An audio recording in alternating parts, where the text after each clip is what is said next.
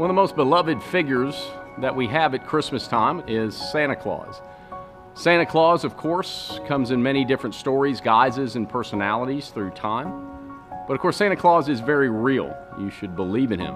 You should develop a relationship with him. He is based upon the saint we know as Nicholas. Saint Nicholas is a very important example to us of what Christmas time is all about. That's why we celebrate him during the time of Advent and Christmas, most notably on December 6th. Saint Nicholas lived in what is now modern-day Turkey, Asia Minor, in the late 3rd and 4th century.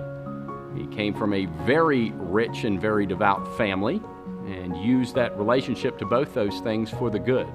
The relationship his family gave him in faith and in the wealth with which he inherited and developed, much like the same personalities we might find in the Gospels who had a great amount of money and wealth. Nicodemus, Joseph of Arimathea, and others whom Jesus got to know, who became very loving and used what they had for the good of others. Nicholas developed a relationship to the people around him with which he could use that wealth and authority and power to take care of those that did not have any of those things.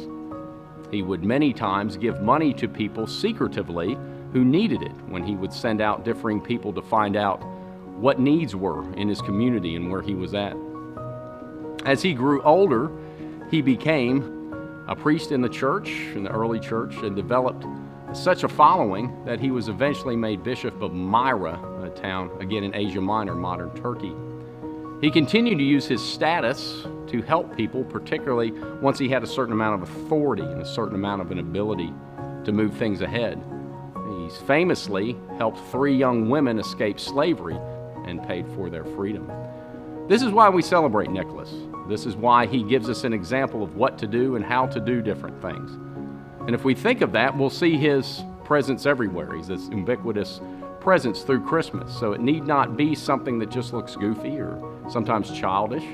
And yet we can develop an understanding of the richness of mythology to know that those things are based on reality and sainthood and the grace of God and what Christmas gives us during this season. So pray with Nicholas. Get an understanding of it. Allow that to be an example to us at a time with which we may be able to use our gifts and our talents in a world with which is very wealthy here in the United States, and the things that we may have to give to others who are in need, that is a gift to us for use for others. And St. Nicholas gives us an example of that.